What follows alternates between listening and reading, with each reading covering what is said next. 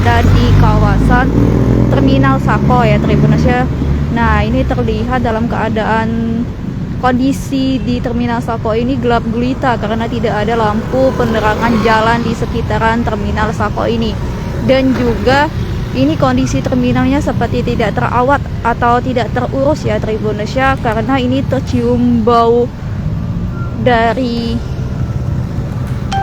kotoran juga manusia, dan juga di sini lampu penerangan jalannya itu tidak hidup dan jalannya juga berlubang besar kayak gini di Tribuners. Bisa dilihat sendiri Kak.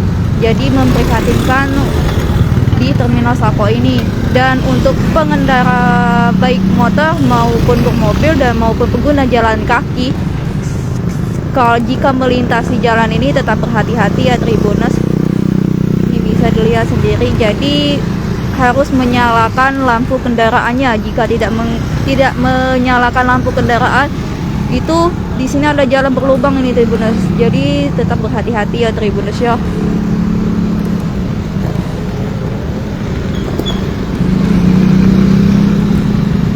Ini bisa dipantau tidak ada lampu penerangan di Terminal Sako ini Tribuners.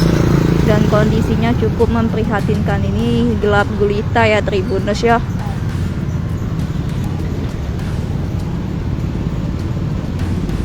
Dan juga tercium aroma yang tidak enak di sekitaran Terminal Sako ini, seperti cairan kotoran manusia ya Tribuners ya. Jangan lupa subscribe, share, komen, dan like ya.